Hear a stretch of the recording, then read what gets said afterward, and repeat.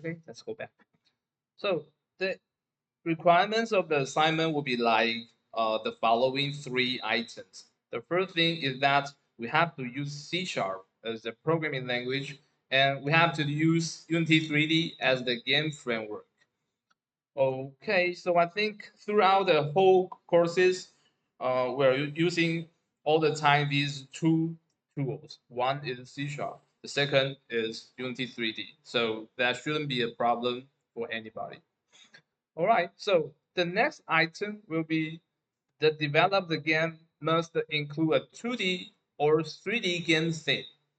Console program is not acceptable. Okay, so do you guys know what a console program is?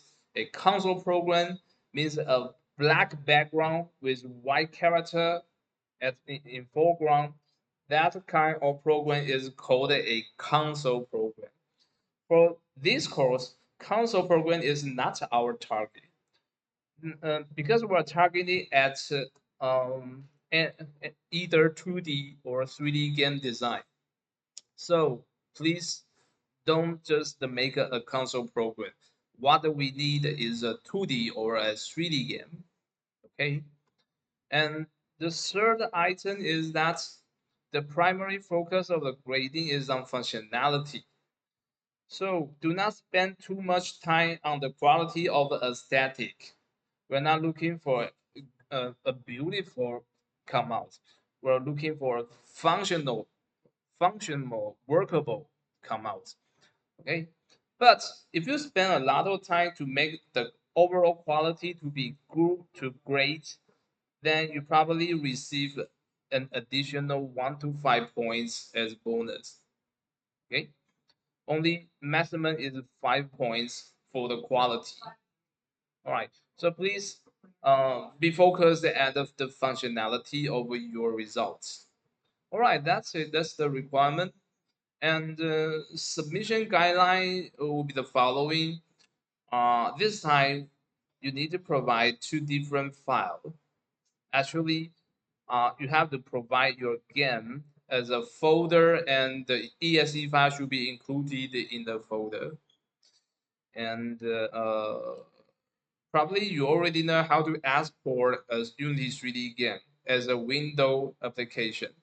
So if you do it like that, and then you'll get a exe file with several additional files. Please be noted that the exe file is not executable without the other additional files. So you have to pack all the folder for me. Otherwise, I can't run your program. Get it? The exe produced by Unity can't work alone. It needs the other files to work together, right? So please package all the folder for me and give it a name like this, right? Mm-hmm. Submission containing only the raw project folder will not be graded. Do not directly pack all the asset folder to me. I'm not able to compile your project. So I need your help to compile and export everything for me in order to let me to download and play directly. We do not have enough time to compile for every student. Sorry for that. Mhm. And by the way, you shouldn't use any third-party plugin for the courses because we are at advanced integration. So I need you to write everything by your own and integrate the system by yourself. All right. So please don't use any plugin. I'm sure you can do everything by yourself because the topic is not so hard. Later, we are going to introduce each of the topics. You can choose from one of the three. All right. So besides that, I need your help to provide your flow chart. You should have a gain loop, and I need your help to make a flowchart diagram for the gain loop. So if flowchart is not suitable for your system design, you may consider to use state diagram as another form of representation. So later I'm going to introduce what is the state diagram and what is the flow chart in the course. All right. So by the way, I need you to help to provide class diagrams for the system. Somebody may have only one class in the project, but that is fine. You can just drop a rectangle. This is the only class I have. Yeah. That is okay. And if you just have one class only, I still need your help to provide the information about the member variable and the member method. I need your help to take an exercise to make a class diagram and show me. Understand? And the last one is I need your C sharp source code. C sharp source code. So for this, all these three things, the flowchart and the class diagram and the C sharp source code, I need your help to package all the things into one PDF and give you a name like this: the student ID, student name, dot PDF. Understand? Okay, so that means we have one zip file for your executable, and the other is a PDF file to show all your design diagrams and source codes. All right, great. Oh, so right now we're going to introduce the topics. Belowing are the three uh, options for you. We provide three different options for topics. They are ranked as A, B, and C. The C is the hardest one. On the other hand, the A is the easiest one. So let me start from the easiest one, the project topic A. The project topic A is to make a rock, paper, scissors game. Wow, that's so easy, right? But we have to make it systematically under the subject of UML design. So if you choose topic A, your maximum score will be 75 for your functionality score. And after that, you have some chance to win the rest of 5 points if your program has a nice quality. So that would be total, in total, uh, 75 plus 5, you'll get 80 points. 80 as the maximum. All right, it's easy. Let me introduce project number A. The first request item for our rock, paper, and scissors is that you need to provide flowchart or FSM diagram, and you have to provide class diagram, sure, and you have to provide C# source code, sure. So that with these things will sum out to 20%. And next one, the next one is you have to provide a UI display. This UI display is very simple. You just need to show the score of each of the player on screen. So if you can finish this request, you can get a 30% of the points. Okay, since the maximum is 80, so if you do a really good job, you win all the 30% over here. So the point will be 80 times 30%. So the result will be 24 points, right? So please be noted that this is only the percentage, and you have to weighted this percentage to the maximum points. All right, next one. I need you to provide a debug overlay. What is a debug overlay? For engineer, sometimes we are going to see the inner variables of the program. Like I need to have some way to see the content of an array. I need to know the value of a list, but that is a little bit tedious for me because originally I have to put some breakpoints into the code, and I need the program to be stopped or paused at on the breakpoint. This is not so easy and tedious. So most of the time, we're going to develop a special UI that is called a debug overlay. For this time, we're going to trigger the debug overlay by tab key. That means when we are playing the game at the same time, I can press the tab key. Wow, and then I can see so many inner variables. I can see all the detail in integer. I can see all the detail string in this debug overlay. So that's the purpose of debug overlay. Then this item will wait it for 20% here. Get it? So later I'm going to introduce some details thing about the program, but right now let me introduce the final item of the request. The final request item is pretty simple.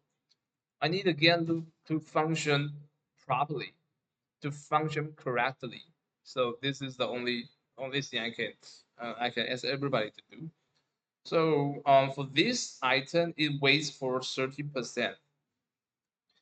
And wait a moment, we see so many specification in short spec. So it says that for request item for you must do everything under specification item number 1 and number 4. What are these specifications? So let's look the below things. So here are the detailed specification of each of the project. So let's see this spec. Spec number 1. This rock, scissor, and paper game is a turn-based game for 2 players. Get it? In which each player simultaneously form one of 3 shapes with a virtual hand gesture on screen. So you should be able to see rock as a virtual hand gesture on screen, or paper or scissor. All right, next, the player whose hand gesture beats the opponent's wins. Okay, you probably already know rock wins scissor, scissor wins paper, and paper wins rock. Yeah, that's a very common sense. All right, so next, rock beats scissor, blah blah blah blah blah blah blah. Yes. The end of each match could be one of the following result. Either player A wins, or player B wins, or it's a draw game. A draw game means there isn't anyone wins the game. All right, and the player wins the match get 1 point. Uh, for tie game, none of the player get any points.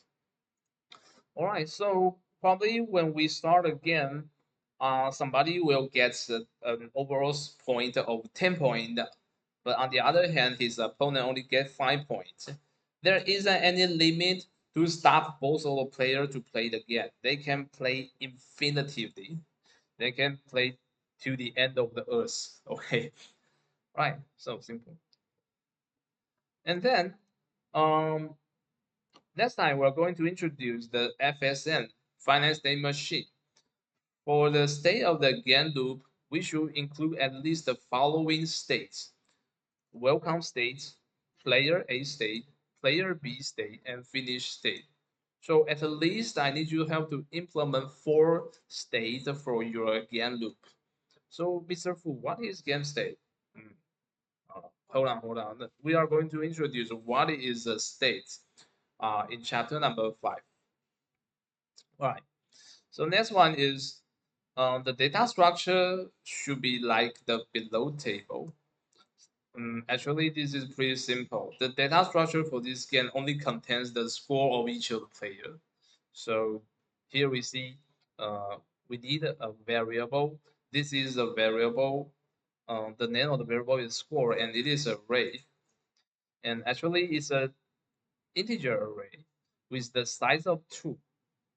Okay, this is a special annotation. The number within the bracket means the size of the array. So since we have 2 players, the size of the array should be 2. Okay, next one. A player A use keyboard as input device, while player B use mouse as input device. For example, you can use maybe A and S and D, these 3 keys on your keyboard, to represent rock, scissor, and the paper. On the other hand, Player B can use the mouse button, left mouse button, middle mouse button, right mouse button as rock, paper, and scissors. So that they separate the two players. Otherwise, they will know what the opponent is trying to have. This will this will be unbalanced. Somebody may cheat. So we separate the input device into these two kinds of different devices. All right. So this is just only one of the project. We may not have enough time to elaborate each detail of the project, but I will do my best. Give me five minutes more, please. 5 minutes. All right. Next one is tic-tac-toe. So I think tic-tac-toe is pretty common game. Uh, I think you may have played this game when you're in your childhood. So most of the request items are the same. The same. Even the score weighting are the same. The only difference is that the game rule is different. We know that the tic-tac-toe is a turn-based game working on a 3 by 3 tile board, right? 3 by 3 tile board. And there should be two players. And the end of the match should be one of the following result. Either player A win, or player B win, or draw game. The same. The most different thing is that the rule to win. The player who occupies 3 tiles in linear formation wins the match. What is the linear formation? Linear formation means a horizontal linear formation and the vertical linear formation or a slanted linear formation. Any one of these linear formation is granted as a win condition, right? So the next things are the same. We have 4 different states. And then this is the data structure of the game. Since we have 3 by 3 tile board, that means we need to make 9 integer to store each of the state. I mean the state of the tile. If the state is 0, that means the tile is empty. On the other hand, if the state is 1, that means the tile is occupied by player A. And if the state is 2, that means the tile is occupied by player B. Simple. And we should also keep the score of each of the player. So we are going to use an integer array with size of 2 to store the values, store the scores. All right, about the input device, I think both of the user can use the same mouse as input device. So they can hand over or switch the mouse together in order to have uh, have their tile be occupied. All right, that is project B. And the project C is the most difficult. If you are not sure whether you can write such a program, I encourage you to choose a safer topic for you. Project C is a RPG pad battle. So I think probably everyone knows what is a RPG, right? Role playing game. Role playing game. So there is a kind of JRPG, but before that, let me show you some information.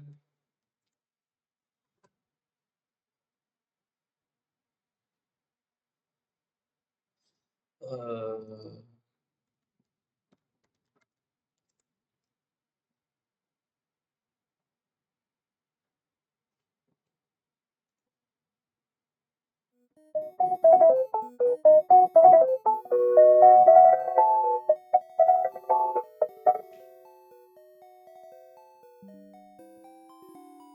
So let me take this as an example. There are two players playing this RPG battle. One is player A, the other is player B. So right now there isn't too much information shown on the UI screen. So actually, I should list the health point of each character. For example, player A, he has health point of 100 points. For player B, he only has maybe 90 health points. That should be shown on screen. And they attack each other in turns. The first turn, player A tries to attack, and player B tries to defense. For the next turn, I mean turn two, in turn two, player B has to attack to counter back, and player A has to defend. The attacking role will be switched every turn. So this make an infinity game loop. So I think probably you already have some experience about RPG battle. Maybe you can find some more on internet, maybe on YouTube. But right now, it's for me it's a little bit hard to pick one video right now. You can pick one and consult with me whether this is acceptable for your midterm project. I would like to share my information and have a discuss with everybody. So topic number C is the RPG battle. Of course, you have to provide a flowchart, state diagram for the game loop, and your class diagram for the system and the C# source code. And we have to make a UI to display um, each of the player, the wins of each of the players. For example, player A wins for 10 times, but player B wins only for 2 times. So this is an important message we have to show on screen.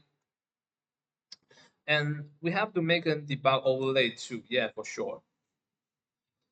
Okay, this may be a different but a difficult part. You have to implement random skill events in this battle. That means each player has a chance to trigger a random skill event during their turn. They may trigger some powerful attacking event that will make the power of attack doubled, or they may have a health point refilled event, and this will give the defender a 20 health points like that. So you should design and implement at least two random skill events. I listed in spec number 4 for all the details. And of course, you should make the game loop function correctly. All right, this is a spec. This is a turn-based two-player game played in a best of 3 series. Do you know best of 3 series? That means you only have to win 2 times, and you win the all series. Okay, in Chinese it's 三战两胜. Okay, okay, best of the 3 series. And then each match within the series can result in one or three outcomes. Of course, player A wins, player B wins, or a draw game. So in the best of 3 series, the winner of each match earns 1 point.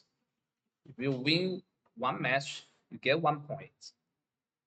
And the player who first secures 2 wins wins the overall series. You just need to win 2 matches. All right. So the two players take turn to act as the attacker and defender, just like we said before.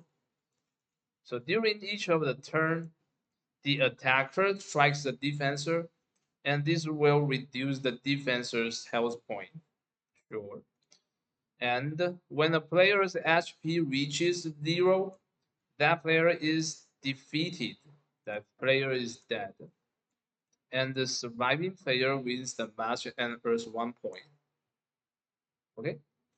This is pretty close to the tic-tac-toe and the rock paper scissors, but with a little bit complex mechanism. So each match can last up for 10 turns. If no winner is determined after the 10th turn, the match is over. The match ends in a draw. So for each of the player, they can hit the other opponent for 10 times as maximum. But this is only a, a common status because you have random skill, right? For your random skill, you can trigger another attack as a bonus attack. Yeah, this is very creative. So if neither player wins the series after 3 matches, tiebreaker match will continue until one player secures 2 wins. That means the match could be extended forever until one winner is decided. Okay, the status of the game should be one of the two states. Welcome, player A, player B, and finish. Sure, no problem. Again, the next is about the data structure. For this game, the game data should contain the two players. So we're going to use an array to hold two players. So Mr. Fu, what is player? Actually, player is a customized class. So we're going to customize our place class subject to the OOP principles. To remember? So, all right, we are going to introduce what is OOP in this course. And after we make an object-oriented class player, we are going to instantiate. We're going to have two instances of this class, which is player.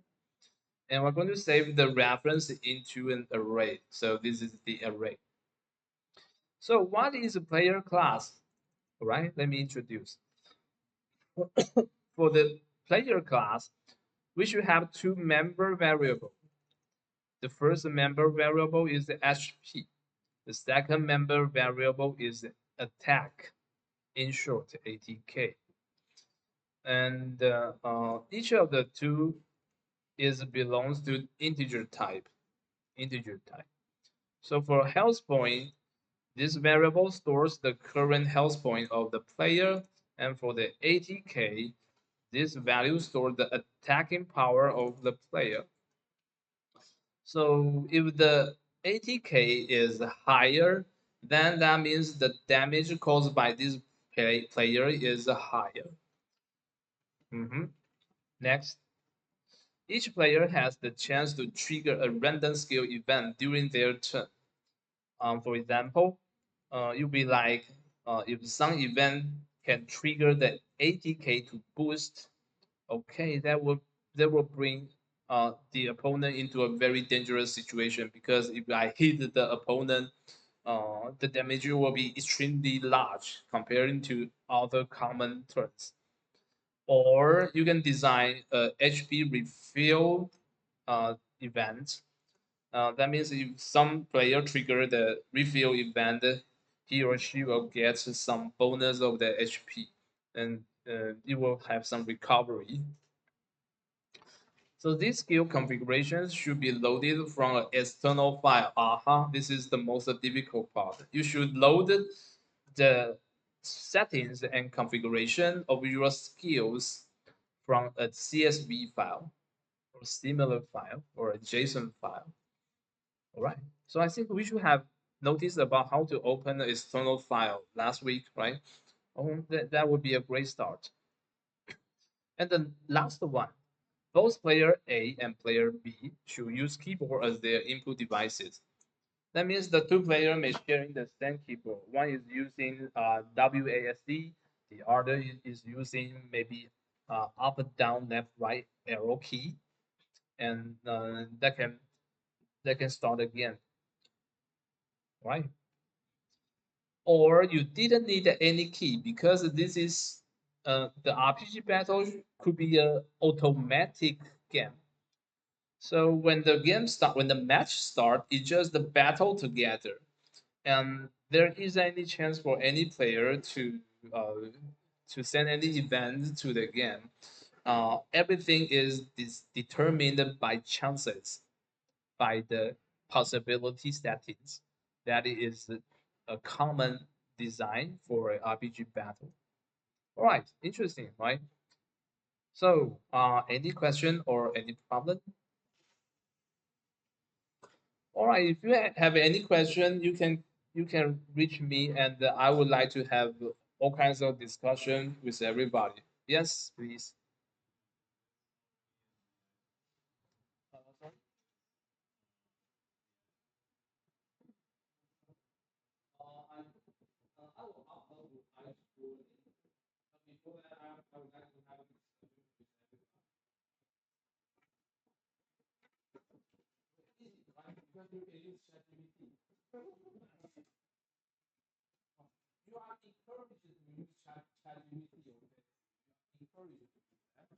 All kinds of GPT. All right, so I hope everything is reasonable and reachable for everyone. All right, let's go back to the courses. We just missed the one item last week, right? Last week, we talked about how to open a file by using the file IO provided by C Sharp. But we didn't talk about how to connect to a HTTP server. So let's finish this part. Uh, where is it? Moment, please.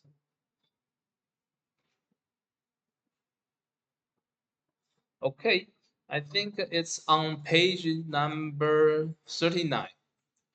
The asynchronous HTTP content retrieval. All right.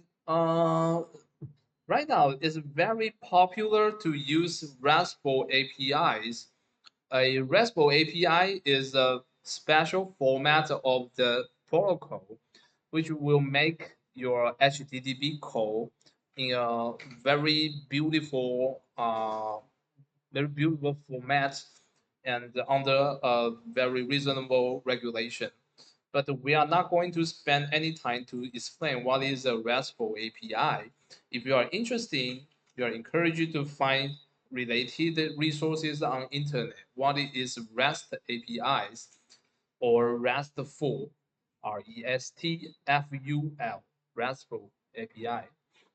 Okay, actually, we're going to learn how Unity make our HTTP calls in the program.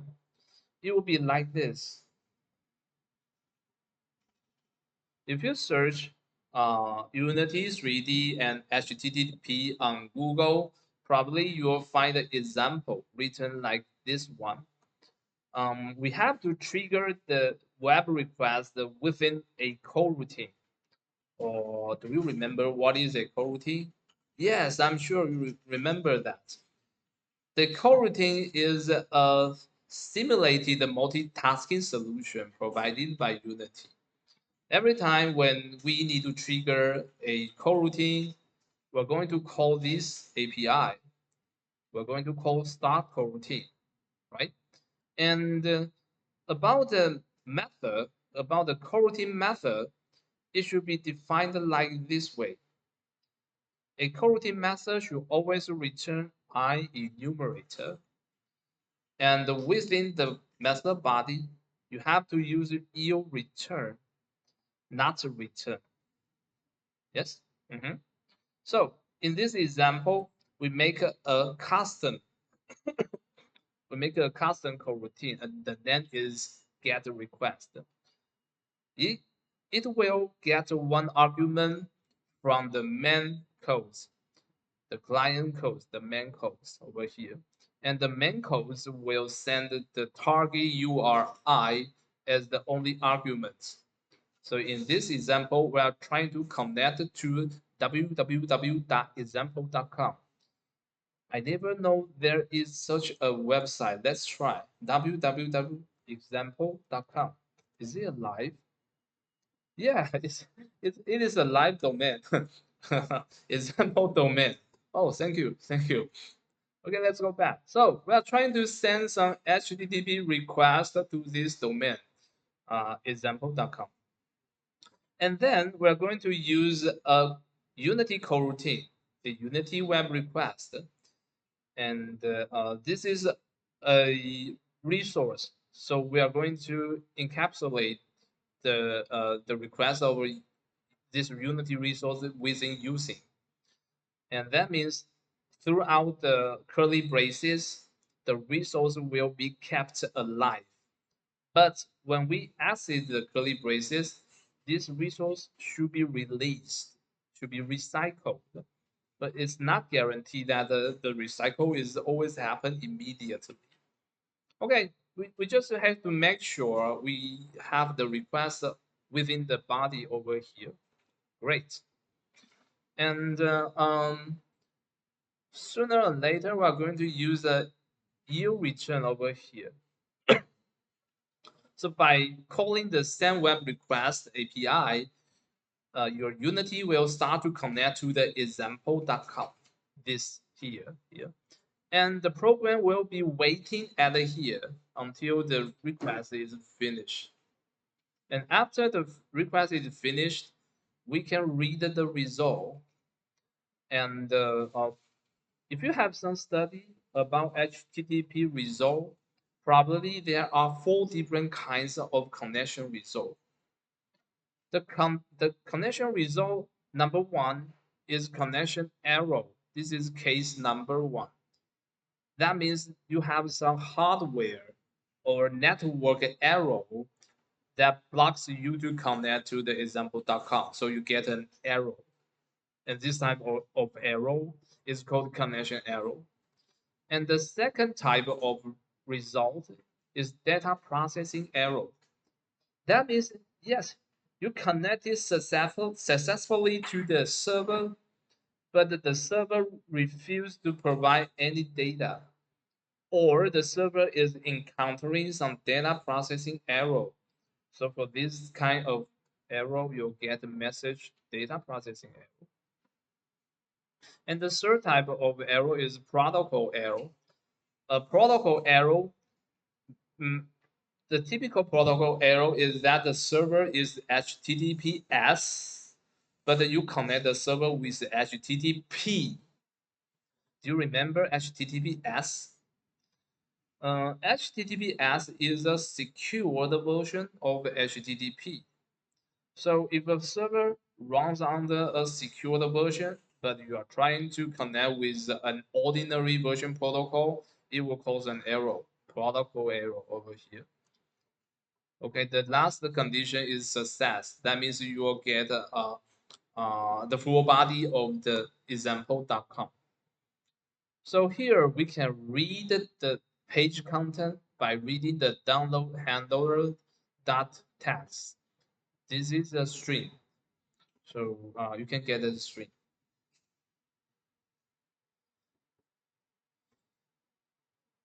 And in the following page, the page number 41, this is having the same feature as the previous page, but on page 41, I just switched to C# solution. Maybe you know that C# provides HTTP API, and the HTTP API belongs to system.net. We can skip page number 41 because this do the same thing to page number 40. Now I would like to spend about, let's use 5 minutes, okay?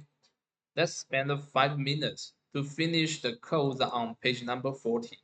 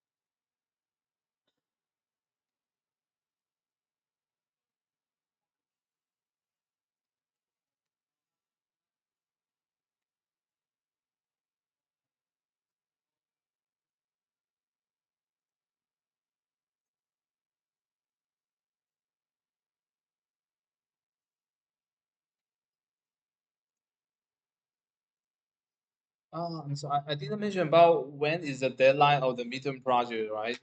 Okay. I think that we can spend 3 weeks to for the midterm project. So today we're October the 24th, right? One, two, three. So the due date should be at November the 14th. Okay, November the 14th. I'm going to add this information into the document. Okay.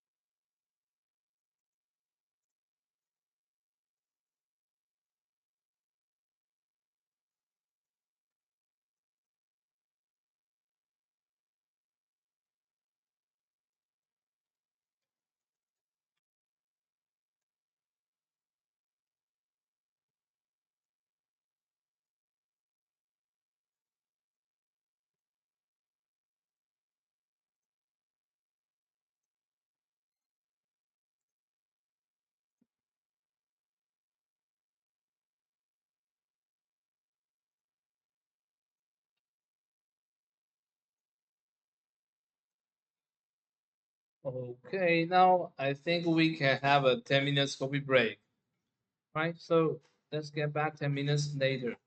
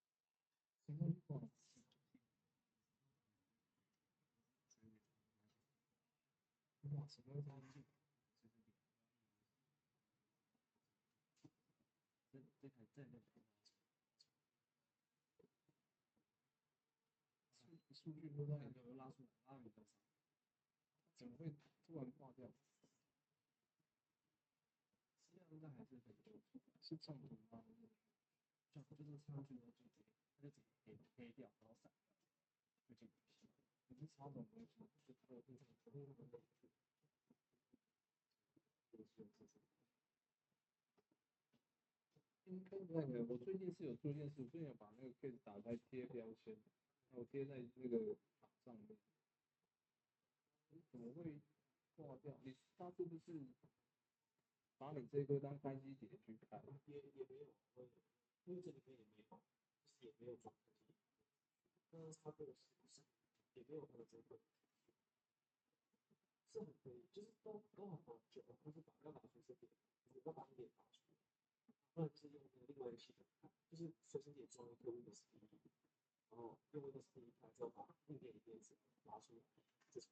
那如果是中毒的话，你可以帮我解吧？直接去找到吗？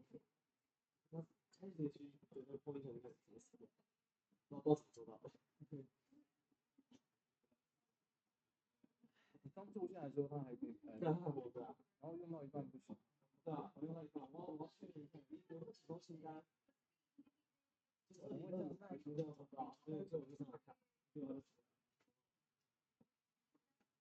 现在对我来说，可能就是两种，一种是中毒，一种是硬体坏掉。我比较中毒的话，就重来应该是还好，可是硬体坏掉会麻烦。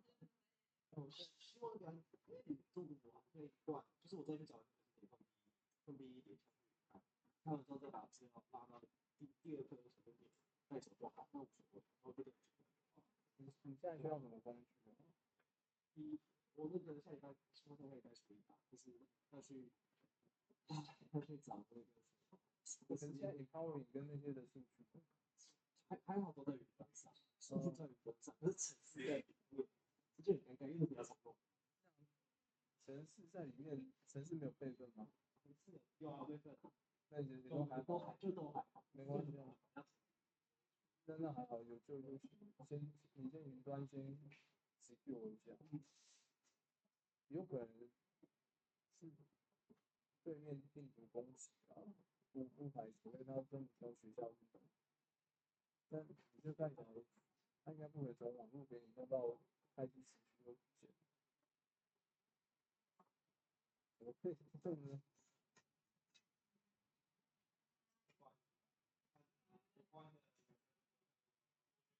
早上有没有人尝试在用这一台？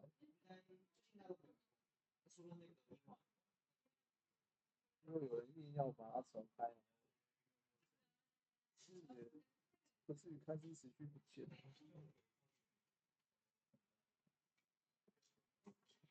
嗯，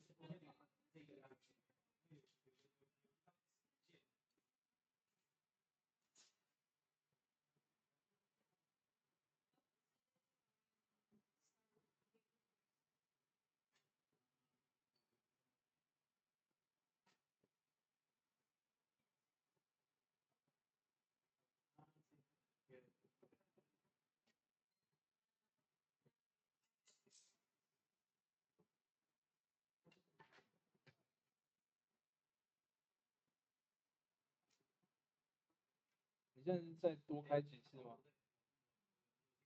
对啊，它应该是，你是不是键盘卡住，然后进到那个？你再看一下，有啦，可能是键盘卡住，吓死！但最近对面的骇客开始变多，是真的。嗯，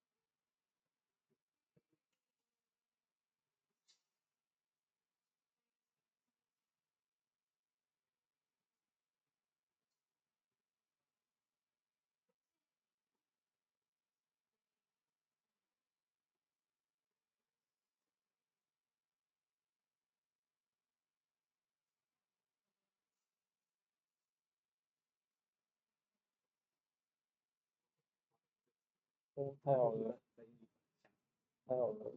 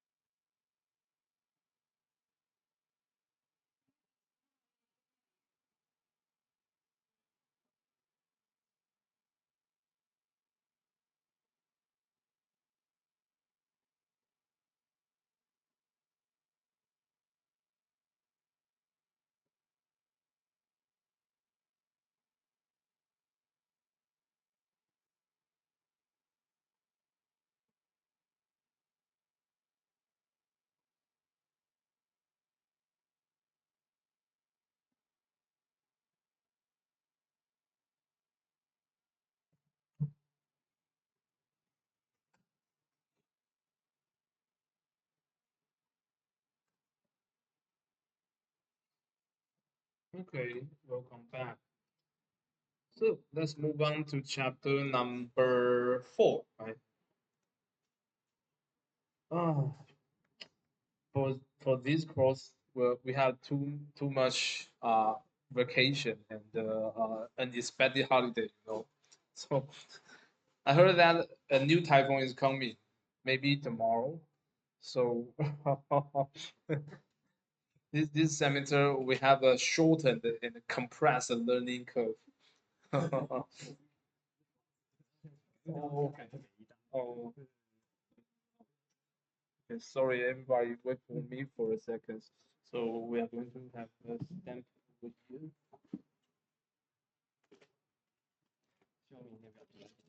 哦，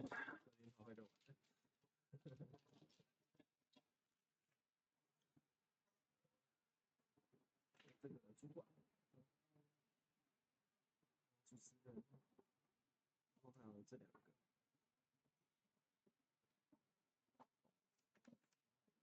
这个也是一样。这个主管主持人，然后还有一个，我们经费应该还有还蛮多，2万多块吧。你看有没有你要买什么东西？最近把它请进那个。没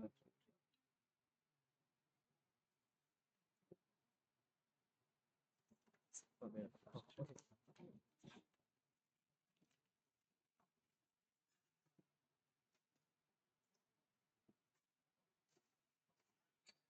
OK，Okay, let's come back.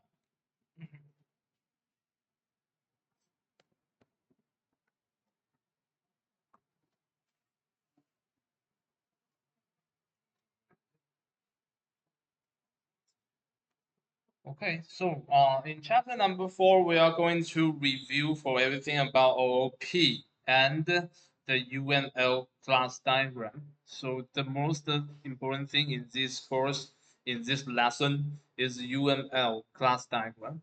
I know that maybe somebody already learned something about UML, including the activity diagram and the flowchart diagram, the state diagram, and the class diagram and protocol diagram. I mean sequence diagram. There are so many different diagrams um, specified or defined in UML, but we are going to use only 3 from them. We are going to use only 3 from the original UML, and that is class diagram, flowchart, and state diagram. Okay, so let's move on. The first topic today is OOP, object-oriented programming. So I think we should have some experience before. That is very good. That means we can understand OOP before we detail and define each of the spec of it. So explanation of OOP as a programming diagram or programming paradigm based on the concept of object. So everything within the program is object everywhere. And before OOP is proposed, the method we use is called the functional programming. The functional programming is very common on NCC program. Maybe you didn't know what is the NCC before. NCC is for microcontroller like Arduino or 8051. 8051 is a part number of a microcontroller. It's a very old. And nowadays, the students learning in college will never go back and learn 8051 again. But actually, it's very popular in the industry because very cheap. Arduino is a little bit, it's much more expensive than 8051. But that is another story. Let's go back. So we have 4 different aspects to learn for OOP. They are encapsulation, abstraction, inheritance, and polymorphism. I think number 2 and number 3 that means the similar thing. Abstraction is very common in inheritance. So we separate these two ideas into two separate items in order to let you to learn the detail of each of the concept. So next, let's introduce what is a class and what is an object.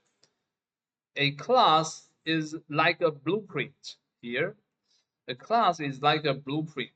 And by copying, by cloning the blueprint, we can generate so many of the real instances. And we call the instances objects.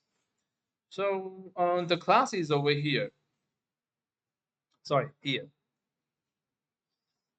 We are going to describe a person with his name and his age. So in order to design this kind of data structure, we design a blueprint. We call this a character class here.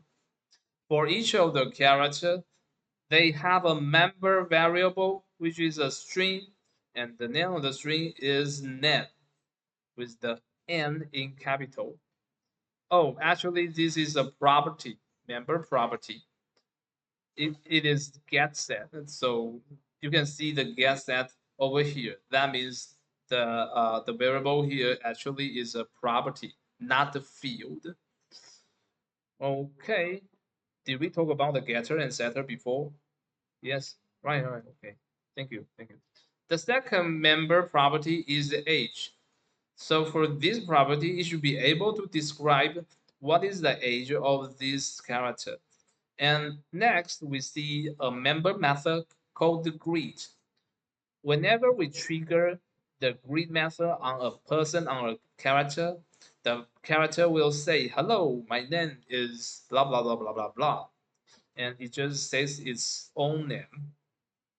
Okay, great. So this is a class. Sorry, this is a definition like a blueprint. We call this a class. So the above, we see that we have a mono behavior and we have a start. So for this kind of logic, we call this logic client logic. Client. So sometimes we call this main program, right? So this time we see our main program just instantiate a character. So after we get the instance of a character, we can call this instance an object. An object. So when we write some information into the object, we write John as its name to the member property name. We write 30 as the age of John, and we write 30 into the property of age. And after that, we call the method on John, and we let John to say hello to everyone. Hello, my name is John. So this is a typical Class C application of one object, the OOP style. Okay, what happened to the last example? What happened within the example of John? Actually, you are enjoying the benefit from OOP. And the first benefit you enjoy from OOP is the encapsulation. Encapsulation. So what does encapsulation means? Encapsulation means, sorry, I need to zoom into it. Zoom in, zoom in, zoom in, zoom in over here.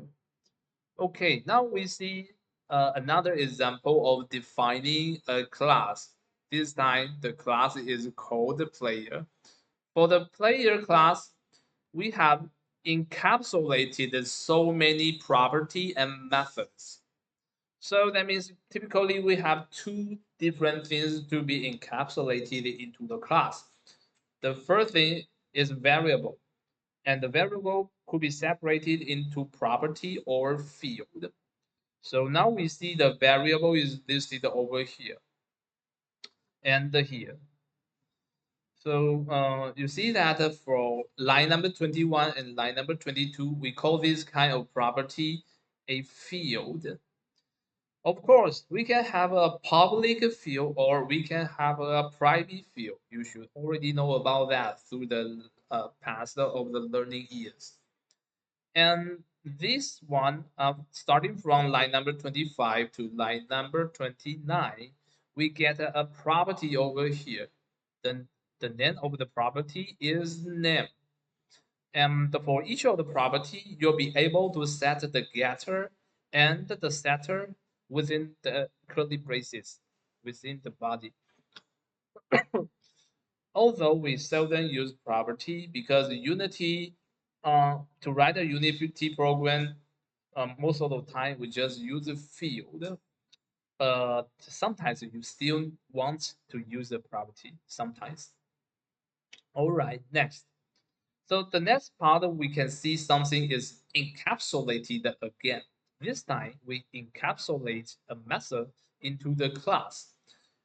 Starting from line number 32, we see a method called the health. So by calling health, we can read the health value and sorry, this is a property. Sorry. This is the method. Sorry. The health is a property with a different setter. It has a much more complex setter function comparing to a common property. Sorry, the method is over here. The only method it has is an attack, maybe like an RPG character. But right now the logic is empty. You have to write some logic within the attack body. Great. So now we know what is encapsulate. But actually, about the visibility, you have to learn two more types of visibility. Probably in the past learning years, you have used private property before or private field before. Of course, you have used public property and probably uh, and the and the and the field before. But have you used protected before? Probably no, because you never write any inheritance structure, so you don't need to use the protected visibility. And what is internal visibility? All right, let me introduce these two types of visibility. Protected visibility means only your child or your grandchild or your grand-grandchild could could know the content of this variable. For those classes other than your related or inherited class, they don't know about anything about the variable.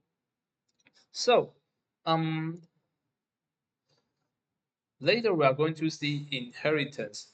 For the child inherited from a father, the child knows everything about the father if the father says protected for the information. For example, my father have a bank deposit. Probably only me knows the amount of money my father have. So this is secret. This is a secret information for my family, right? So you can see this kind of secret information as a protected information.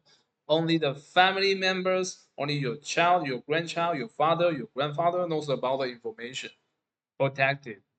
And for the internal visibility means only the classes within the same namespace. Do you remember the namespace? Internal visibility means only some brother classes within the same namespace can know about the property and the field. So that is internal. Actually, internal is not so frequently seen. But if you need it, you can address the visibility as internal. Okay, so that's it. That's everything about encapsulation. Next, the next characteristic of OOP is inheritance. Inheritance means if we want to design a series of similar behavior, for example, if we want to design a dog class and a cat class, then there may be some common things or common feature or common property among these two classes. For example, they should all have a name. For a dog, it should have its name. And for a cat, it should also has its name. So how about let's extract the common information and put it into another grand class called the animal. Oh, that is a nice idea. So we know that each of the class should have a name. So we're going to set a father class called the animal. And we let the father class to hold the name information. And then we're going to do some inheritance. We're going to let the dog class to inherit every characteristic, including the variables. Inherit everything from animal class. So this is the format of inheritance. If you see a line addressed like this in C sharp, that means that I'm going to let the dog class to inherit from animal class. Get it? So after that, the dog will get a name because its father has a name. Its father is an animal. It has a name. And by the way, let's see what else the father has. Oh, the father also has a method called eat. So the dog will inherit the eat method from its father. That means the dog can call eat. Great. Let's see what else the father has. So here we see that the father also has another method called the make sound. Oh, that is great. Now the dog can call make sound to make sound. And please be noted that there is a special keyword over here, the virtual. So Mr. Fu, what's the difference? I see here is a virtual put just behind the visibility, I mean the public, but there isn't anything similar to virtual being put over here. So what is virtual? All right, here comes the most important idea. If some method from the father is marked as virtual, then his child can override, can has its own idea about the method. For this example, the dog can write a brand new version of make sound over here to cover, to hide the idea about his father. Now the child has his own opinion about make sound. And actually it will bark, bark, bark, bark, bark. So here we see the child, the dog has a override function, which having the send and make sound. So if we put line number 43 like this, the new method will be will replace the father's method, and you'll never be able to find the father's version again. Okay, get it? So there is another example. If we create another class called cat, and we let the cat inherit from animal again, so again, the cat can override the make sound in order to have its own idea about how to making a sound. So that is inheritance. It's pretty similar to a human being. You know, sometimes you don't agree fully. I mean fully. You don't agree fully about your father, your grandfather. You always have your own opinion. That means you have to override something. But for those things marked as virtual, you can override them. How about those things didn't mark as virtual?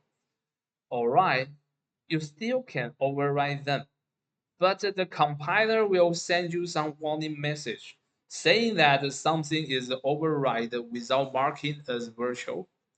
Okay, get it? So simple. Now you know everything about inheritance. Let's move on next topic.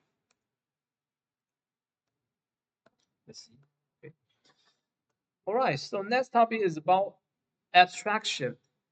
So we can directly see the image over here. Forget about the content text. Let's see the figure first. We see that for line number 25. Oh, again, this is the father class animal, right? Mr. Fu, there is something abnormal. We see an abstract keyword. You see that? Abstract over here. What is that?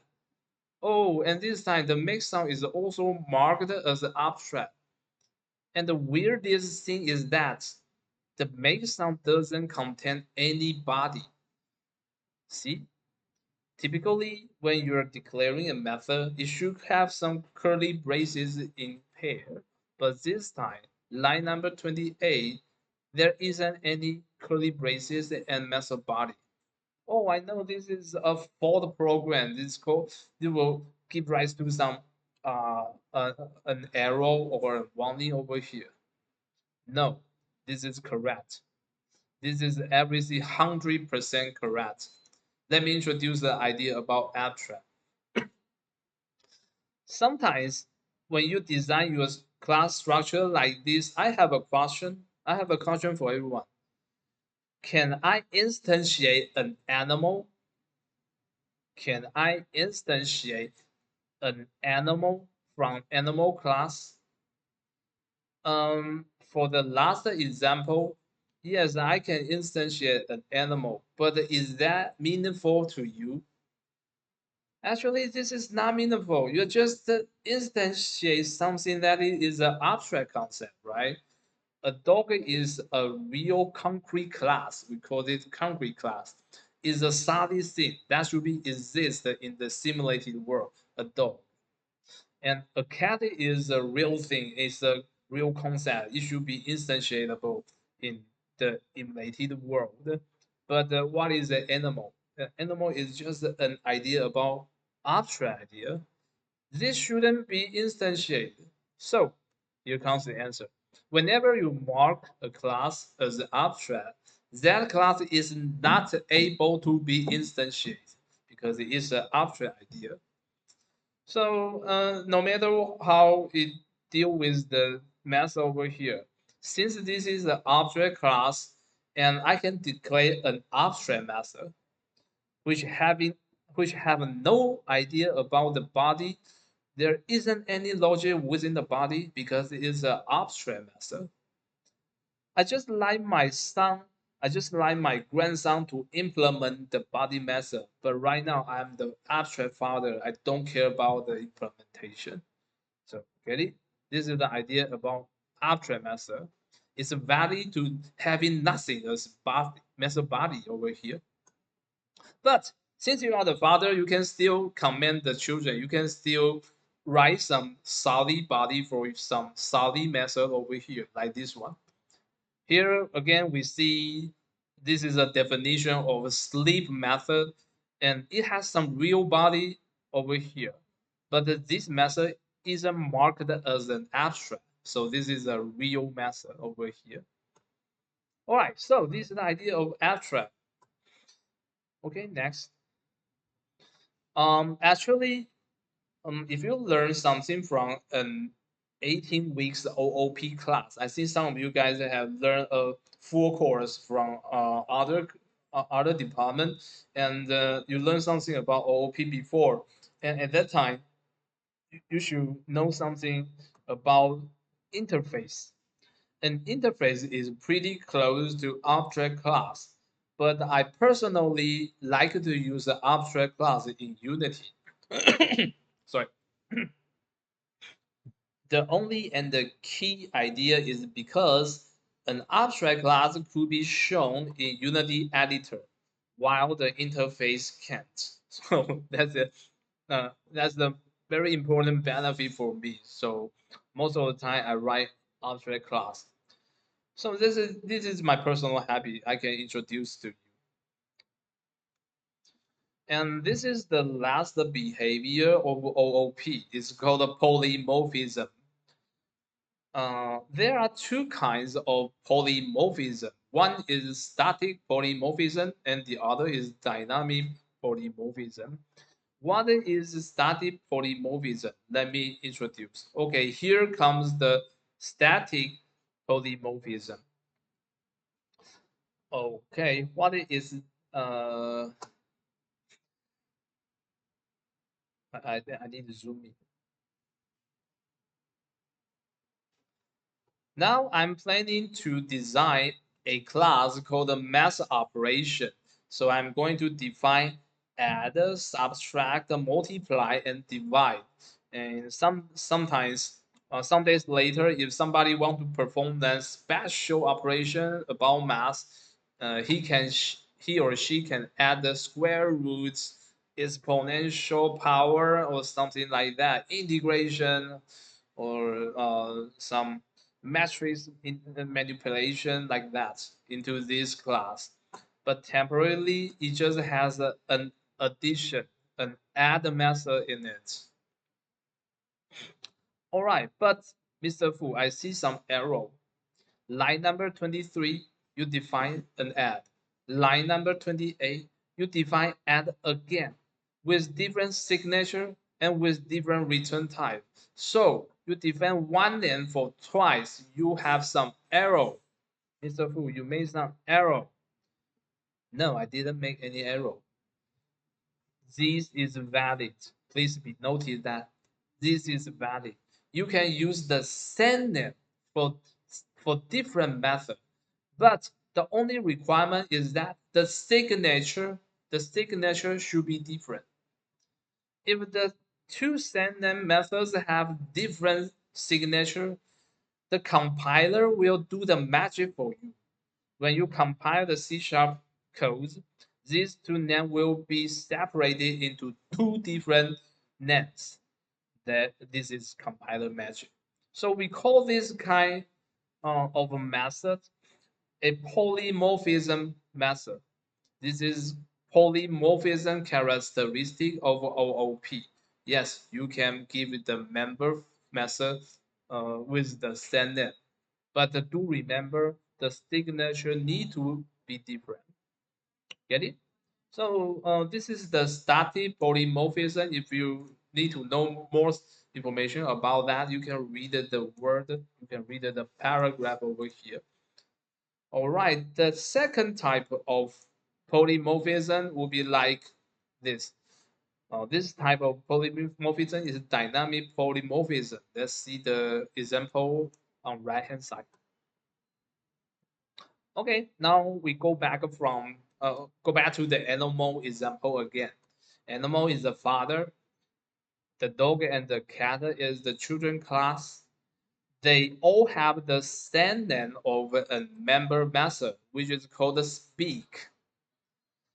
The animal can speak.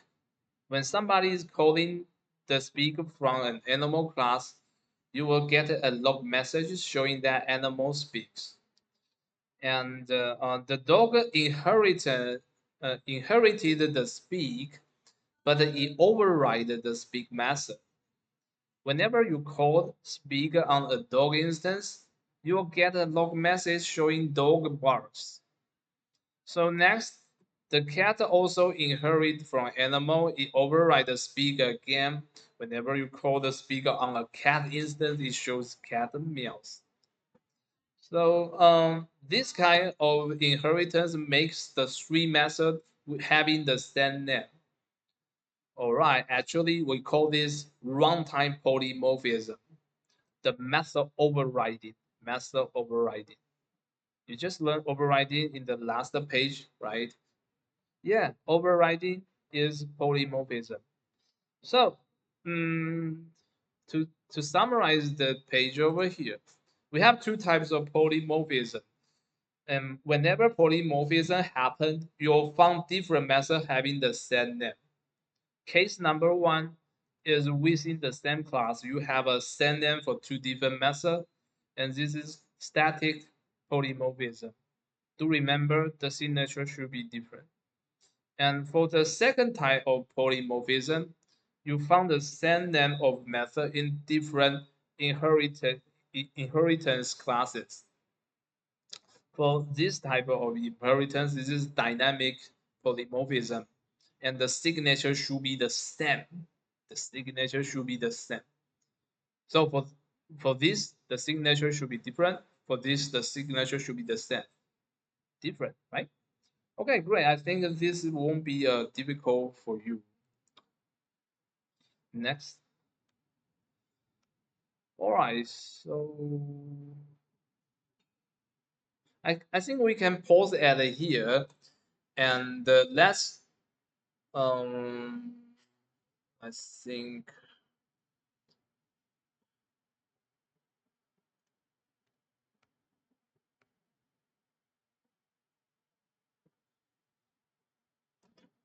All right, we can spend about 10 minutes to finish the example codes on these two pages, on page number 7, and page number 10. Okay, page number 7 and page number 10. For those who is pretty familiar with OOP, you can move on to the next slides and read by yourself before that, all right? That means for the people who practice OOP for the first time, I need your help to finish uh, every line on page number 7 and number 10.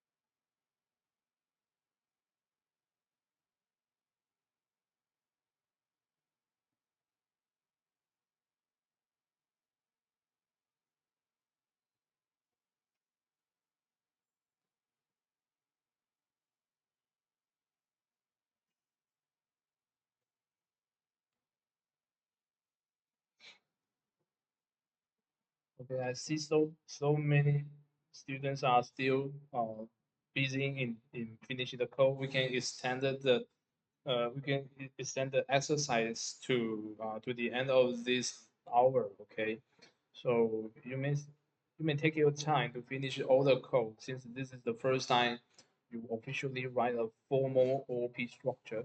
So it's so nice to have you stay focused in the exercise.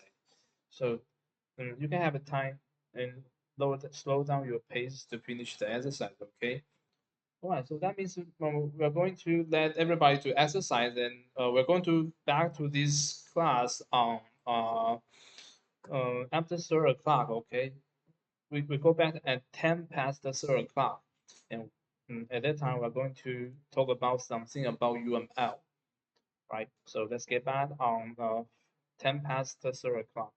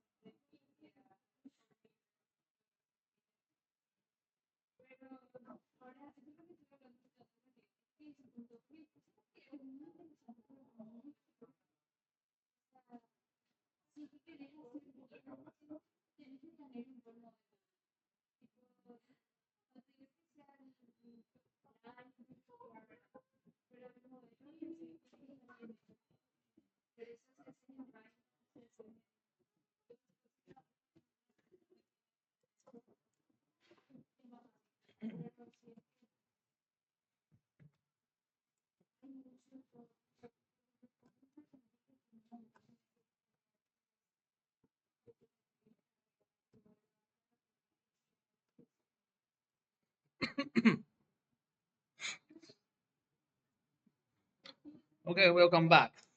So, in this hour, we are going to introduce the UML diagram, but not all, because there are totally 14 different diagrams in official UML design, and we just need three of them. So, we also include free resources on the internet. If you are interested about what is UML and you love to dive into deeper to understand the detail of UML design, and maybe you can read this book in summer vacation or in winter vacation. All right, so let's have a short introduction about what is UML. Okay, we see here what is UML. The definition is UML means Unified Modeling Language. UML. This is a standardized visual language for creating models of object-oriented software systems. So, if you are applying for a software engineering position, then UML is a must for you. That means when you are having your interview, probably the officer will ask you to draw some UML diagrams as a test for your ability. So this is a very common ability for a software engineer. So why do we need UML? Can we just sketch freely by our free will and do some creative thinking? Yes, you may, but you will encounter some problem like this. If you are discussing your idea with the other engineer or other creator, you have to make a common language in order to make the conversation much more efficient. So we see the purpose of UML.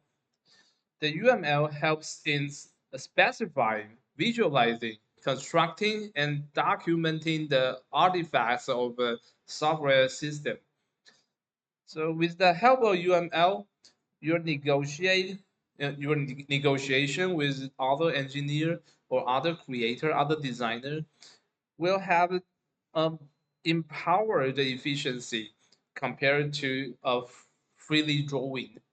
So UML is very, very important to us. So in the following items, we see several very famous UML diagram over here. So in this lesson, we are going to introduce class diagram, activity diagram, and the state machine diagram. Um, for the activity diagram, maybe you already know that it has another name. It's called the flow chart too. So probably in the freshman year, you already seen some kinds or some examples of flow chart. So we are not going to spend too much time in activity diagram. On the other hand, we are going to focus on class diagram in this lesson and focus on state machine diagram in next lesson, which will be part of your midterm project. Okay, next. So this is the benefit. I think there isn't any need to emphasize more. It's very important. So here is a free book for everybody. I think you can spend some time in winter vacation if you want to be a software engineer. Next. All right. So here we see some example from a class diagram. So I need to zoom in a little bit.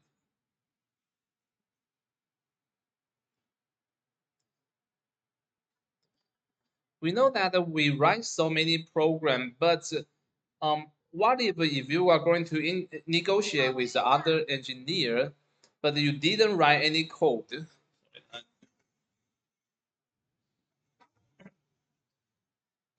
You probably remember sometimes you come to me and have a negotiation and discussion with me about your program, right? At that time, you already finished part of your design. You already finished part of your code. But what if you didn't write anything and you want to negotiate, discuss with Mr. Fu? What are you going to do? At this moment, probably you can write only the structure of your code and have a draft discussion with me. That is very good. But for me, if you can write the diagram like this, you see it over here. If you can know some, if you can have some way to draw your idea in a very, very draft version, that would be a great help for our conversation. So this is how you can draft your idea before you write any line of program. We see over here, this is a class. This is a block of class. So within the content of this class, you have several member fields over here. And you have several member methods over here. Oh, great. Let's dive deeper into it. So there are some secret symbols let me introduce. Do you see a minus sign over here? This means private. Do you see a plus sign over here? This means public. And do you see a hashtag over here? This means protected. Oh, so this means the visibility of this member variable, right? 100% correct. This is the visibility. And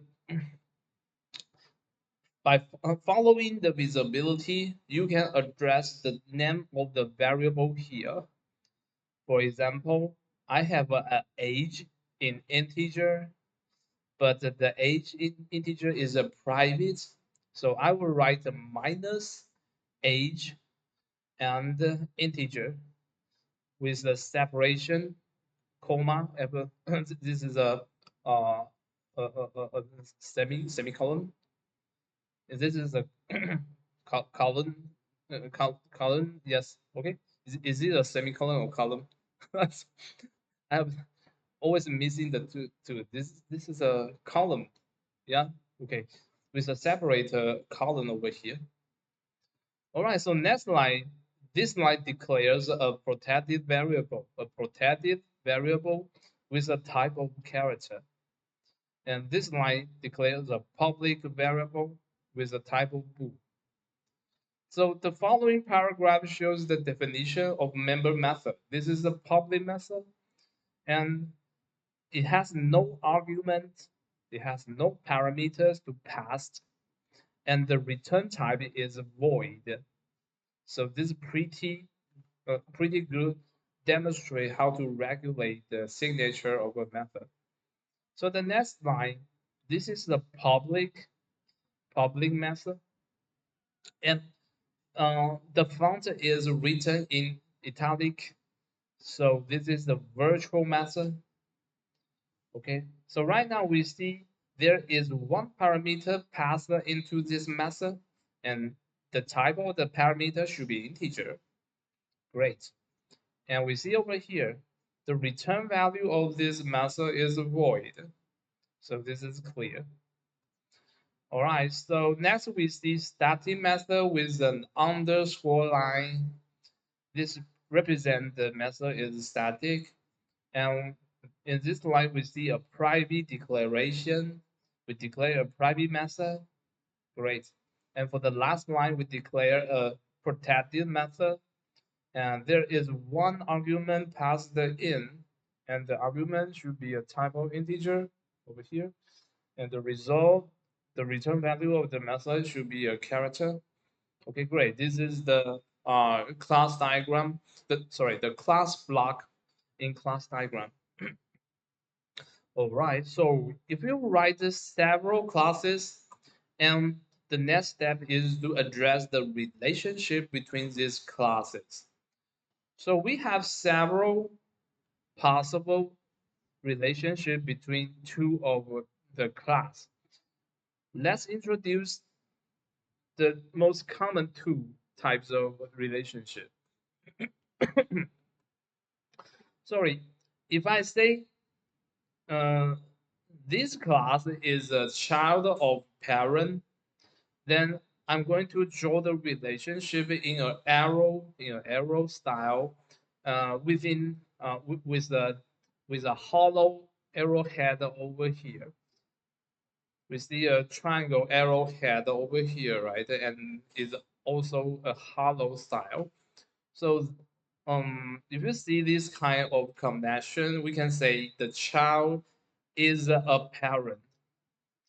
Do you remember the animal example? Animal is the parent class, and the dog is the child class. For this case, we can say dog is a animal, right? So this gives a good mapping before sentences to a class relationship. So this represents for inheritance. We call this on the other way, we say parent generalized children, or we can say the children inherit from parent. So this is the inheritance relationship. So on the right hand side of this diagram, we see another type of pretty close to inheritance. We call this relationship implementation, or on the other way, we can call this realization. We can say that the class implements the interface, or we can say that the class realizes the interface. In our class, we are not going to frequently use the interface because for an interface design, you can't assign a method body for body definition. For all the interfaces, I mean the methods addressed in interface, they are all empty. And it's the duty of the children class to implement the real body of each of the methods. But starting from the newest version of C Sharp, as I can remember, the newest one is C Sharp 12 or some similar number. They start to allow interface to having some real body. That is cool, but what's the difference between interface and a class? the two things working and being close together, getting closer and closer, starting from C sharp version number 12. But um, for me, the classic interface didn't contain any information about the meso body. All right, so this is the difference. Interface contains no body. This is a classic interface. It just regulates uh, how many methods a children should implement. Next, we see four relationships addressed over here. In order to make it clearly, in order to explain the idea clearly, let's focus at the two relationship over here on the right hand side. The difference between these two block diagrams, where is the difference? Did you find it? Where is the difference between these two relationships? Oh, I see. This is a hollow diamond and this is a solid diamond, right? Yeah, this is the only difference things between these two diagrams. So what does it mean? All right. If you can see the difference between these two, and then you have a very high chance to understand this sophisticated idea about relationship. The solid one, let me explain the solid one. The solid diamond connection means class 1 owns a class 2, and class 1 is responsible for instantiating class 2. So class 1 must have a class 2. No matter what happens, class 1 always try to guarantee you can find a class 2 on class 1. It's guaranteed. For example, uh, a chicken, right? A chicken have two legs. Is there any chicken having no legs? Probably, but that's not natural. I mean, the natural condition, right? Natural condition, a chicken has two legs. So if you find a chicken, you can guarantee you can find two legs on it, right? So this is the relationship of composition. This is a composition. Chicken owns two legs, all right? So if we take this relationship, I mean composition to the example chicken and leg, here we have to modify a little bit for the sketch over here. We have to address the two legs and we have to annotate the two over here. Okay, so that means one chicken owns two legs. Okay, all right, so let's move on to the above example. In the example over here, we use a hollow diamond sign over here. What does it mean? That means class 1 may have class 2, but not guaranteed. Sometimes you have non-class 2. You found non-class 2 on class 1. It's not guaranteed. Okay, it's not guaranteed. Let me take an example. You know library. Library, there are so many bookshelves, right? So sometimes we can find our favorite books on the bookshelf, but sometimes there isn't any book on the shelf, right? Maybe the library is trying to clean the inner condition, and maybe all the books are rent out, but you can find the books, but not your favorite one. So for example, class 1 is a bookshelf and class 2 is a book. We can say that a bookshelf may has a book or a bookshelf may have several books, but not guaranteed. All right. So for this situation, uh, it's the client logic's responsibility to instantiate the book. The book will be derived from outside of the bookshelf. You can write other codes to generate, to instantiate book and put it onto the bookshelf. But the bookshelf itself is not going to instantiate anything related to book. So this kind of relationship is aggregation, not composition. So that's back to the main key feature. So the difference between a solid diamond and a hollow diamond is whether class 1 is going to instantiate, is whether class 1 is taking the responsibility to instantiate class 2. Get it? All right, so that's it. If you search on internet, you will search tons of explanation to elaborate the difference between aggregation and composition, and you'll get a mess. Oh, but just remember, the only difference is over here, and it means whether class 1 is trying to instantiate class 2. Right. So next, if the relationship between class 1 and class 2 is a little bit ambiguous, we don't know who is taking responsibility to generate to instantiate class 2. We not yet clear about that. If this is the case, we are drawing the connection like this. This is called association. Class 1 is associated with class 2, and the number of the relationship could be addressed along the line like this. That means more than one class 1 is related to one of class 2. So this is the number. So you can obviously you can find that there is no guarantee that there must be one class 1 or there must be one class 2. So this is the association. Great. And if the connection goes much more ambiguous and we get a abstract idea about relationship, this is dependencies. Dependency.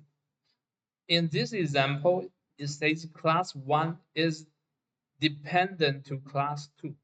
Actually, class 1 uses class 2. That's all things we know about it. Nothing much, nothing more. If you ask me what's the relationship, all I can say is class 1 use class 2. I don't even know who takes responsibility to instantiate the first instant. I don't know that. This is the only thing I know. Okay, so we can see that if we have a clear idea about who is taking the responsibility to instantiate, maybe you can choose one among these two. Otherwise, you may choose association. And furthermore, if the idea is very ambiguous and not sure, you can choose dependency. Okay, all right, that's it. That's it. If you need more information, you can read the paragraph over here, or search more information on internet, or read the book we recommend over here.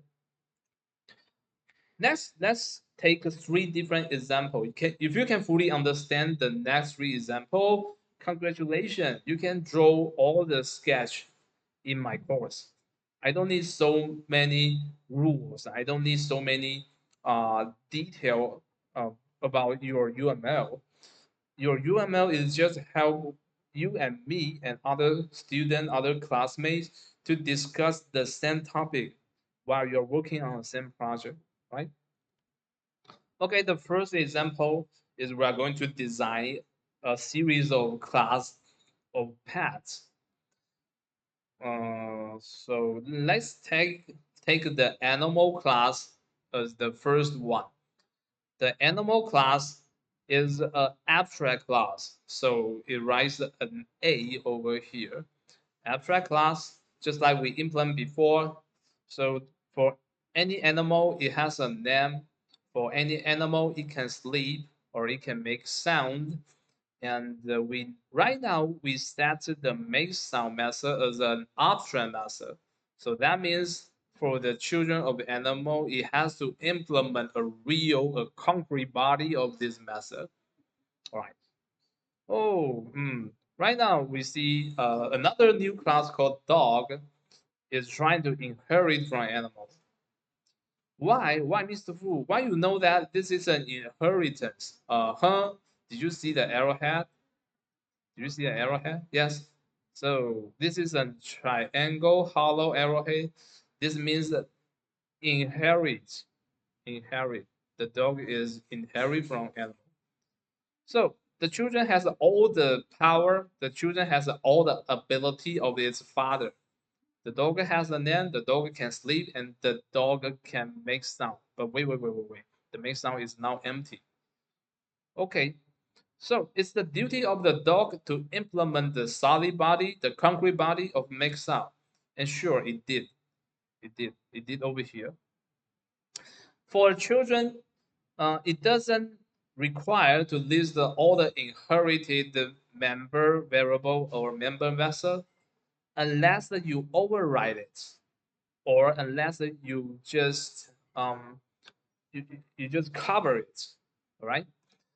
So this happens to the cat too. We see that a cat is inherited from animal again, and the cat just override and makes sound. Mhm. All right, so let's see the opposite side of this diagram. Maybe the animal has an owner. So let's start to design the class of owner. So we see here the owner class is a common class. It's an ordinary class. This is not an abstract class. So the owner also have a name, and the owner have a list of animal. We call this list pets. Okay, great. That means I can have a zero length list. That means that I don't have any pets. I can even have hundreds of pets. That means the length of this list should be 100, right? But that's not guaranteed. I may have zero pets. I can have 100 pets. So either numbers are valid for this design. And as for the method, owner can add more pet by calling this method append. Whenever I call the append, I have to pass an argument, uh, the only argument to it. And it seems like the only argument having a type of animal, right? So it pretty it elaborate the structure of the owner. Okay, great. This is an example of designing a pattern data structure and a series of classes. Next. Okay, we may the example we see on the last page may be pretty close to a pattern management system. Um, for example, you know pet groomer.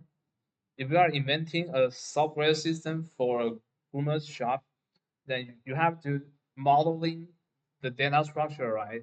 Then probably you will make your data structure modeling like this.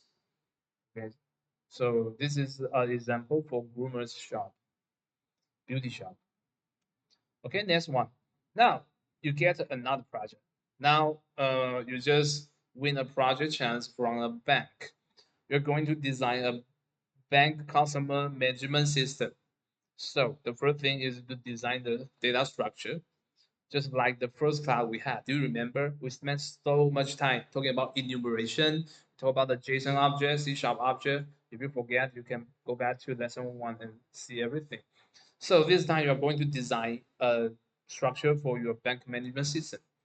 So we can start from a bank over here.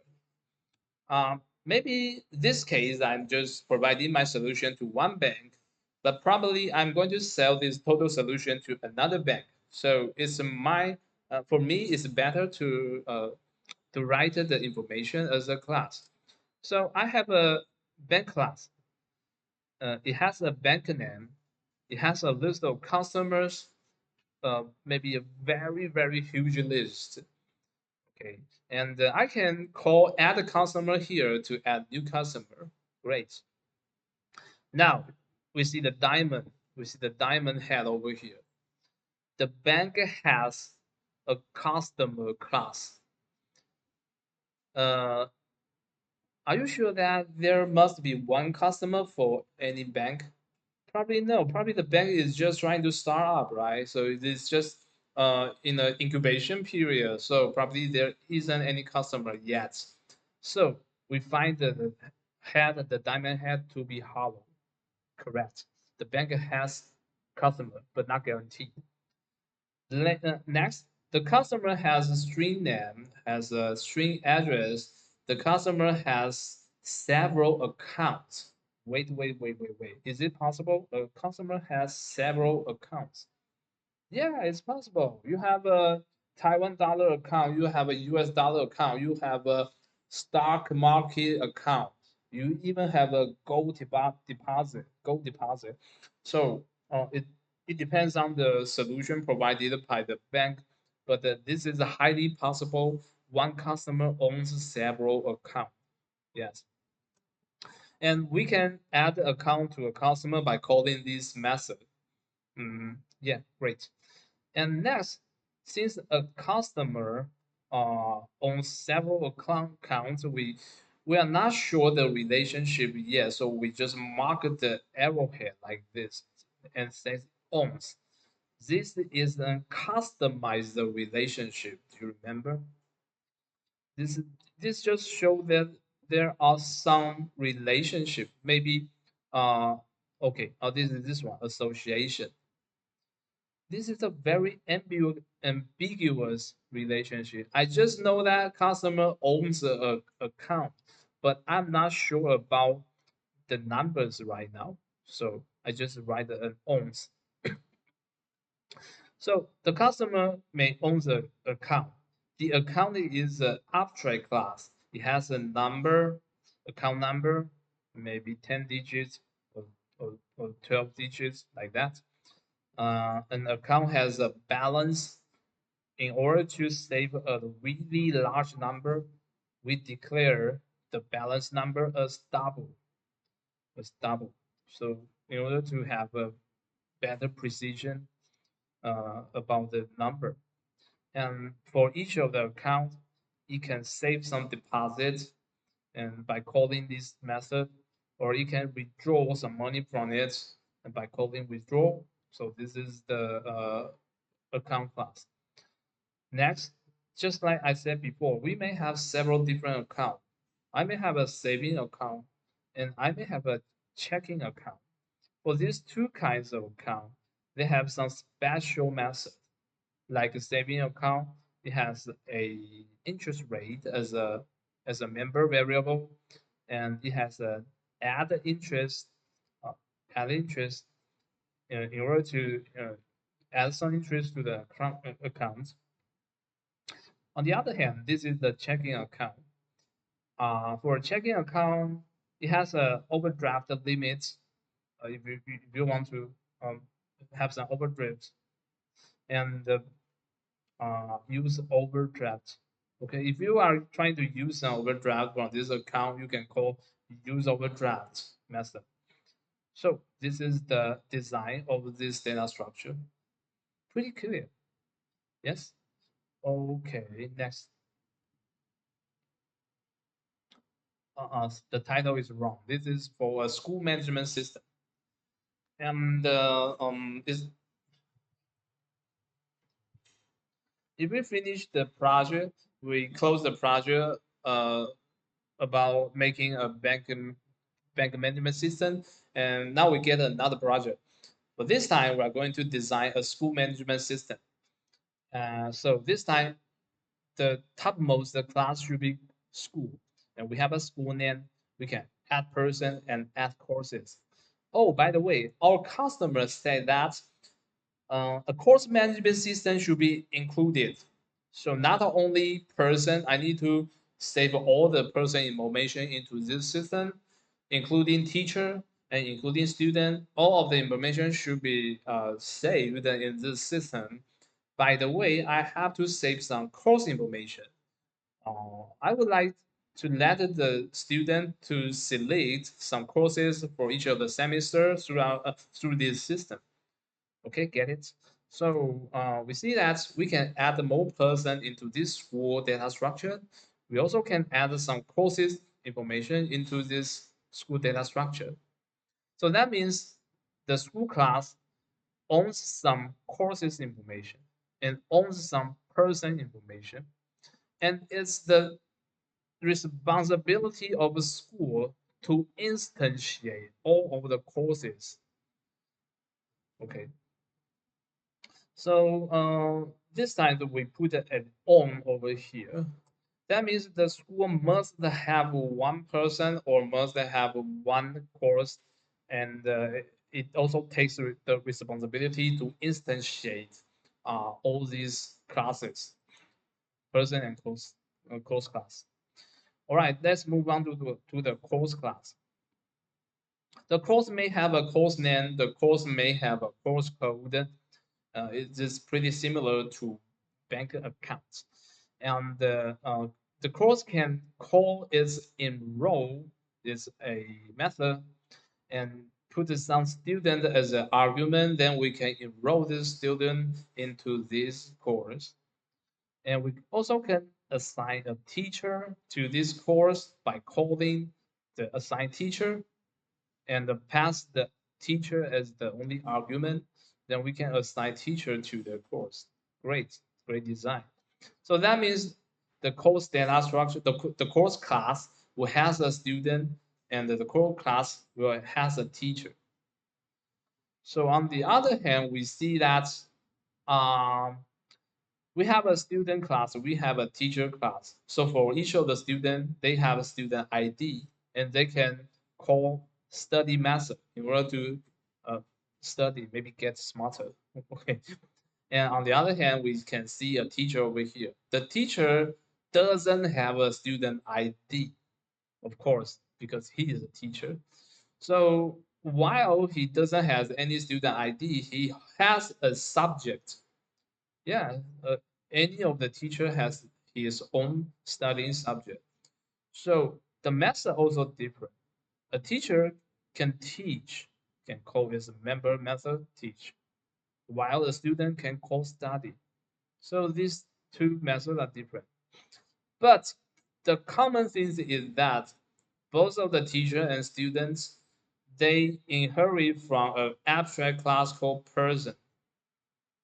Let's see what's inside the person class. The person class has a name field, it has an address field to describe the person. Understand? By the way, the person class also have an introduce method. What is introduce? What is introduce? Introduce may describe um, what is introduce. This is the weird introduce. Maybe introduce the other person to these courses. Okay, that's my guess. Okay. And these are the common variables and the methods belongs to a teacher and students. So we see the inheritance relationship marked as triangle, marked as triangle hollow arrow. So here comes the most difficult idea. Why, Mr. Fu? Why the school class owns person instead of teacher or student? Why? Why? Of course, for a school, you can create a list of teacher and you can create a list of student, but there is a principle. A children can be taken as his father. A children can be taken as his father. That means the children knows everything. The children can do everything his father does, right? His parent does. So whenever I keep a children, I can always take it as his father and use the ability on father. So that's a very famous principle, solid principle. Solid. There are five principles, five very famous, very important principle when you're writing OOP design. Solid principle. And among all, this called substitution. The third one describe a children could be taken as a father. If you want to know more, you can read it here. You can search on internet. This is called substitution. All right, I'm not going to spend too much time on it because it's a little bit difficult for an ordinary student. You just need to remember that all the things your father can do, you are pretty sure you can do it too. Okay, this is the basic of this code substitution. All right, so this completes the school example over here. Great. All right, we have several additional items over here to be addressed. Probably we are going to spend rest of the time in this hour to declare to explain the idea about generics and reflection and attributes. Okay, okay, let me go it quickly. Generic. Okay, then let me delve into this one. I think everybody has some experience about Unity before, right? This is an advanced programming. So have you ever called this API before? Get component. Sure, pretty sure. If you didn't call this, you can't finish the project of your second grade study. So did you remember that every time we call get component, we also passed a component type within an angle bracket. Do you see that? I call a get component method on this get object, but I have to provide the return type within the angle bracket, and the return type is over here. Actually, this is not always the manner. Um, this is just a special argument. You can take this as a very special argument about passing a class as an argument. Wait, can you pass a class as an argument without angle bracket?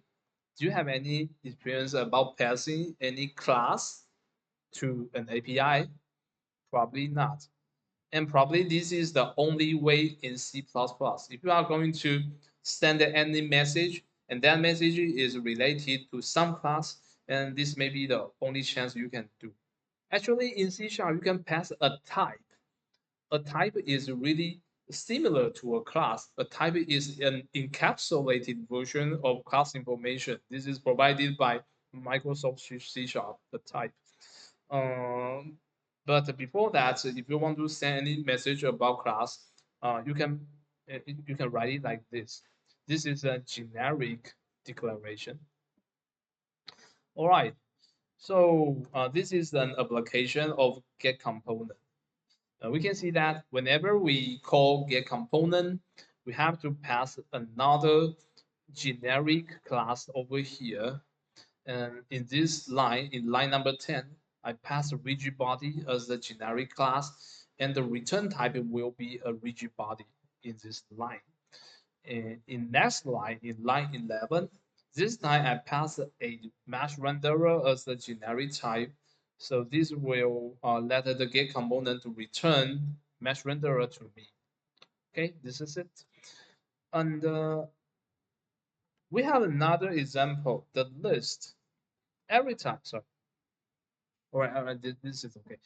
Every time we're trying to create a list, we also pass some class within the angle bracket. For line number 6, we pass a string as a generic type to the list, and this enforces the element. Each of the elements in this list should be string. And similar things happen to line number 7. In line number 7, we'll pass the integer as the generic class to list, and this will guarantee that each of the element in this list should be integer type. Okay, so what is generic at all? What happened in the generic declaration? Okay, let me introduce. Before that, we have to know the compilation process of C# code. Your C# code is written by your hand, is typed by your keyboard, right? So after you finish all the C# codes, you get a C# program. And then you may trigger the C# compiler to compile all the code for you, right? So every time you modify some part of your C# code and you go back to Unity, you always see a progress bar. And that progress bar shows compiling. Your C# code is compiling. Yes, this is what C# compiler goes in and compiles your C# code. And what does the result the compiler will output? Actually, it will not output an EXE file. It will output a CIL language, common intermediate language. We call this kind of language CIL, or we call this IL code, intermediate language. Mr. Fu, what is IL code? All right, this is the IL code. Do you see that? This is the code you write, and after compiler comes in, and your codes are compiled into IL code. This is the IL code. The strings are remains. You can see hello world here, but the commands and the method and the structure are totally different. This is pretty close to assembly. If you have some experience about assembly language, this is pretty close to assembly, but this is not assembly. Okay, this is called IL code. And if you want to run this code on your Windows system, you have to furthermore compile this code into binary machine code like this. And after that, this machine code can be executed on your system. So we see that after we get IL code, we still need another runtime compilation. We call this just-in-time compilation to turn this IO into binary machine code. Yeah, hooray! Then we get an EXE file. So, Mr. Fu, does it mean that after I compiled my C# program, there is another hidden compilation that I didn't notice about that? Yeah, you are correct. Whenever you press the play button uh, on your Unity, right? And whenever you press your play button on Unity, the just-in-time compiler works and compile everything into machine code for you. So we call this runtime. This is C# runtime, and the full name is Common Language Runtime. For Java, if you use Java, you may notice that there is a Java runtime over here. This one is my Java runtime. You see that? See the orange logo over here? This is Java runtime. But for C#, you can find the C# runtime on this little icon list. And C# is hidden, okay? All right. Where's my, sorry. So two-stage compilation. The first compilation stage is C# compiler do the job for you, and the second compilation is done by JIT, just-in-time compilation. The same thing happens to Java, but Java doesn't. Sorry, the same thing happened to Java. It has a compiler and it has a JIT compilation. So C# and Java are brothers. So there are so many similar things looking the same together. So next time you know what a JIT is. The JIT compilation happens in a very short time. It just turns the IL code into machine code. So uh, if you run this IO code on an Apple computer, then the JIT compiler will turn everything into an Apple computer machine code. If you run this IO code on Linux, then your JIT compiler will compile every IO code into Linux machine code. It depends on your target machine. So this is JIT compilation, and this is very fast. And actually, it's not fast enough. We always think we can get faster, faster, and faster. After the G compilation technology is invented, we still feel G compilation is so slow. So somebody invented another way for compilation. It's called IL2CPP. So let's see what's the difference between G compilation and IL2CPP. So in the above diagram, this shows the G compilation. This is our code. Compiler generates IL and the IL package to assembly code. And when the runtime is turned on, the G compilation just load the assembly code and compile to native code and execute on your CPU. So this is a G compiler. The native compilation idea is like that. After we get the IL, we can compile everything onto the target C sharp, sorry, the C++. We know that C++ could be compiled on all of the platform. C++ can be compiled on Linux. C++ can be compiled on your Apple. C++ can compile on Windows. Almost all the platforms on the earth can compile C++ code. So how about let's turn the IL into C++ and pre-compile everything ahead to generate the the C++ code. So this is the idea. So this is provided by Unity. See, previously, the pre-compilation process generate IL code, and the Unity provide an IL to CPP compilation. It just turned the IL to CPP. And if you furthermore compile the CPP code into ESE, then you'll get your ESE file. So, right, this is the fastest way. We know that CPP has a very high efficiency, so we can run our C# code and compile everything ahead. This is ahead of compilation. So here comes an ahead of time compilation. IL to CPP is considered AOT technology. On the contrary, the traditional one is JIT technology. So JIT and the AOT are two different things. JIT means most of the time you need a virtual machine or you need a runtime to execute your IO code in time. This is processing power hunger. But on the other hand, if you find a way to compile all the code into CPP before the execution, you can ahead of time compile everything into native code and run the native code. All right. So what does it related to generic? I'm sorry. Just give me one more second. For the for the generic class, when we are trying to compile this API into IL, it is placed as a stakeholder only. The C# compiler just put a stakeholder over here. And whenever the G compiler comes in and try to turn the placeholder into real code, at that time, the code is solidate. So this is to be separated into two different parts. Okay, that's the idea of generic type.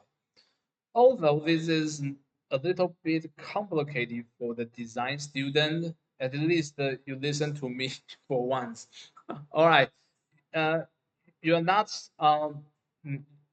you're not going to memory all the thing, but you just remember two terms. You just remember two terms. That is enough. You just remember JIT and AOT. That is enough. Okay. All right. If you have further questions, you can contact with me, and I'm very happy and to explain everything to you. All right. Any question about the lesson today? No, no, no. Okay. So just like I mentioned before, starting from today, we have 3 weeks to finish the midterm project, and you definitely will you'll need the knowledge from next lesson. Next lesson, we are going to introduce finite state machine, and I'm going to upload the slides before the next week lesson. And in order for you, if you have time, you can read everything before the lesson, right? And if you have any problem to make your midterm project, you can contact with me, right? Okay, that's it. That's it today. Thank you for your attendance and see you next week. Bye bye.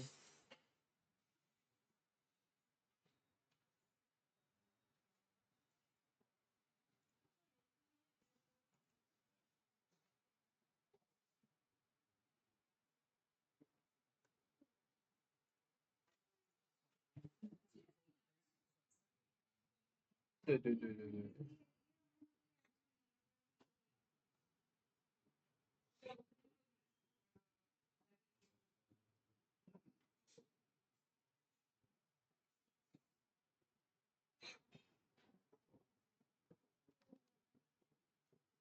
其实我们这班期中应该还好，就是如果没交的话，一定会没交期中一定会收到我的那个期中通知。那如果有交，原则上有交出来，原则上都不会收到期中通知。因为这班受到台风、那个台风跟那些什么放假，所以进度比较慢。但是本地班也只快一课，本地班也只快一课。哎，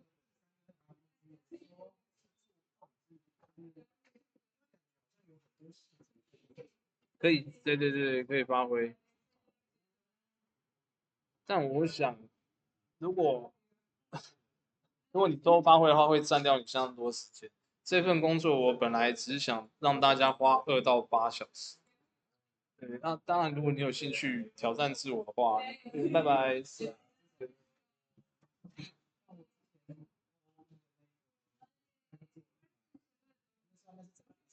哦哦，你说18周最后的 project 100小时，呃，那是哪一门课啊？是必修吗？自工的必修。实习的话，那是只有1学分，那还蛮大方。呃，3学分3小时哦。那有课程内容吗？还是就当自己去做？哦，那跟互动系的比较蛮像的，但互动系是3学分6小时，也是每周他们大概都要花在10小时在这上面。哦，那这个有指导老师吗？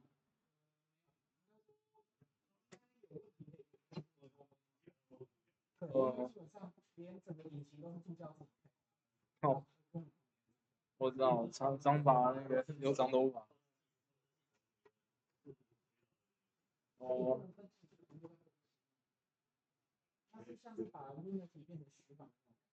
嗯，